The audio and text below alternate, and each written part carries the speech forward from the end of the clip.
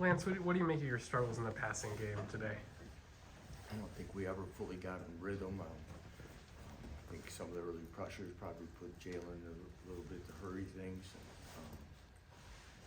Yeah, it just never looked very in sync whatsoever as we have been before, even when we had some guys open.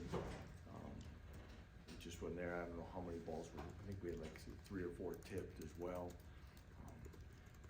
2 interceptions on tips or through someone's hand. So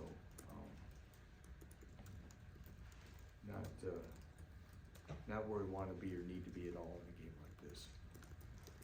Lance, you talked about making this rivalry more competitive. Just how much more frustrating is it then to lose by 25? Yeah, major step backwards. Definitely a major step backwards in that, and we have to own that. We're thoroughly outplayed. They executed better than us. They were more physical than us, and that's very disappointing. And as a head coach, you have to. It's your responsibility to have them ready to go. And I don't think I don't fault our effort. I don't want to. I don't feel there was anything. I thought our guys, especially in the last 72 hours, were very excited and focused on playing as much as we've talked about taking steps like that. I thought they were. So again, getting a turnover early, I thought we had some great momentum and energy, but that dissipated real quick. Lance, I just want to give you the chance to kind of address the KU fan base. I know a lot of the fan base kind of expressed a sentiment, embarrassment or disappointment about how the streak has lasted against K-State. What would you say to them, and what would you say to what needs to turn the tide to change that? I'm sorry, I'm not quite understanding exactly what you're saying. Can you ask it? Yeah. A lot of the KU fan base has expressed a sentiment of embarrassment. I'd be embarrassed too. I'm embarrassed right now. We need to play better than that. I'm embarrassed. If you're saying the win streak, I'm frustrated that we've lost 5 because those are the 5 that I've been here. So I can't control the past. I can work on the future. So all of that. But if I was a fan, I'd be frustrated as well. What do you think needs to change to make the streak end? When you look at it holistically. Well, again, we can go through every year here the opportunities that we had there that we didn't. Now today we got thoroughly outplayed, and like I say, we didn't execute very well. We anticipated them, and this isn't, when I say this is a complete team program loss, so it's not any position. But again, we talk about things in the passing game, inconsistencies running the football. We talked about it early in the week about being better in special teams, and we get now you could say they had one as well, so if it's a wash, but it was a big one because there's an immediate touchdown. We anticipated them throwing the ball deep, and we gave up more deep balls today than we had all year, so that was but again, that's being so frustration across the board is warranted, and blame starts with the head coach. When you went into halftime down touchdown, then you come out with the ball, how deflating was it that the first few minutes of the second half went so thoroughly against you guys? Yeah, very disappointing. You feel you can feel it when you're down 2 scores and you know that you're in for a battle all day, and you fight your way into it, and as you'd like to get into that, part of scoring, getting points at the end of the first half was that we're getting the ball start second half, and you feel really good about that, and then of course you go 3 and out, and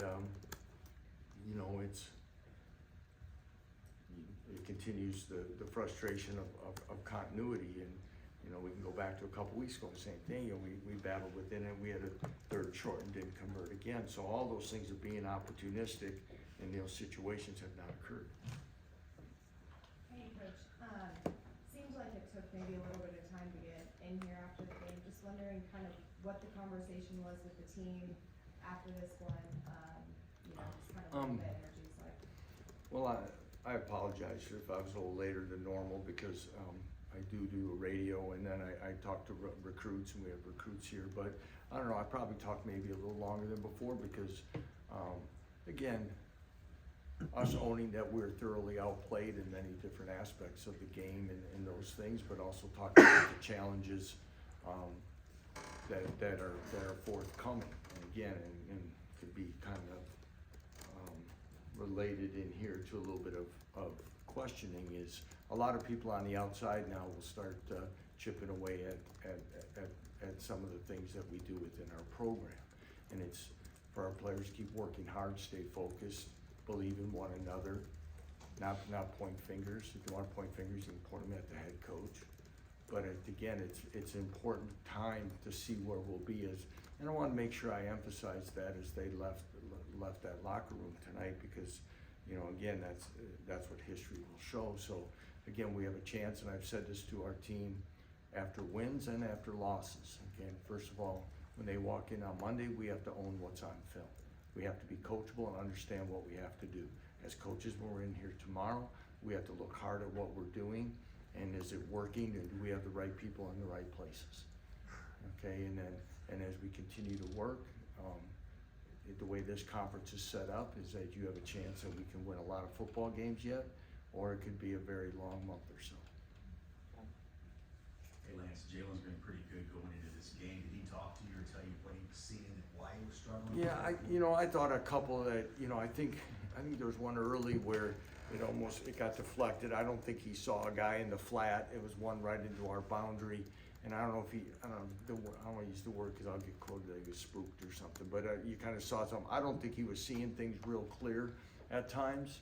I know this, the young man battled all day for us, and I think probably some of those runs and those hits and, just to kind of keep battling that way probably took its toll on him a little bit more than we would have liked.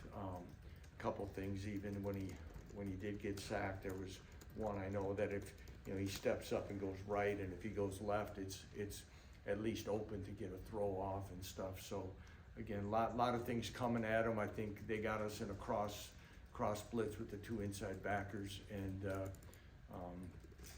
there was Daniel saw it, and Lyman led off of it, and we thought we had it, and after that, I think there's just a lot of things happening in his face that probably, to their credit, put him off rhythm and put our passing game off rhythm. What'd you think of the way Highshaw ran today? I thought he was excited to play in that. I thought he competed so hard, and there's a couple times, we had a couple guys trying to make plays and planting off inside foot in wet conditions and slipping and falling, and we had a few where guys slipped, but Daniel competed. He was excited about playing, obviously, and I thought he played very well for us and competed hard, especially with LaShawn being less than 100%. Kind of on that same front, what did you think about the offensive line and their play, especially with Nolan Gorsica and Enrique Cruz on that left side? Well, Kelvin was not 100%, so we're gonna rotate, and which makes it harder on Enrique, because he's gonna play some right tackle, left tackle, and of course reverse footwork all day, as he's doing that. But I thought he's handled that well. He's played well for us. Without grading the film and watching, I can't really tell you what each guy did there as far as production wise, but Nolan played well a couple weeks ago, and again, anything that has to go with a line play and where we're at as far as total production on the day, I can't really say right now that it was a great day up front for us as well. So a lot of work to do. And you've seen similar defensive fronts like that with that kind of that 3-man down. What was the biggest difference that you saw at K-State compared to similar defensive fronts that we've seen in the past? Schematically, not a ton different of what we've seen them mixing in. They probably had, maybe a little more 3-man, some stuff that I don't have all the numbers in front of me that we had, but they had played a lot of 4-man fronts. But I thought what they did do is really did a nice job of mixing up how they brought people and brought the backers and stuff, and and those things, and very disruptive. And the thing about it is that I thought that just off, observation from the sideline is when they did come, they came physically, and they were physical, put their hands and pads on people, and when they were coming, they were moving people, and that is credit to them. talk one more? Yeah, on Monday, I think you said, you know, Avery Johnson, underrated passer, and then today you said you expected him to throw deep a little bit. But do you think you guys got the message there? Did you know that he was going to be more dangerous as a passer? Because he obviously can run too. You know what again, Avery's a fine quarterback. We thought that it'd be short throws and deep throws, not a ton that he sits and throws a lot of intermediate throws, and that's pretty much what they did. And then they mix in some runs with him, and he's extremely dangerous. But yeah, for that, to not defend the deep ball a little bit better was disappointing. I'll say that. And you know, even in their first touchdown drive, they. We give up 25 yards of penalties, one defense holding one face mask and things. So, when you're giving them half the yardage of their drive on penalties almost, you're not giving yourself much of a chance. And then real quick, you got a bunch of guys who have been here for a while, been through this for a while, some that haven't.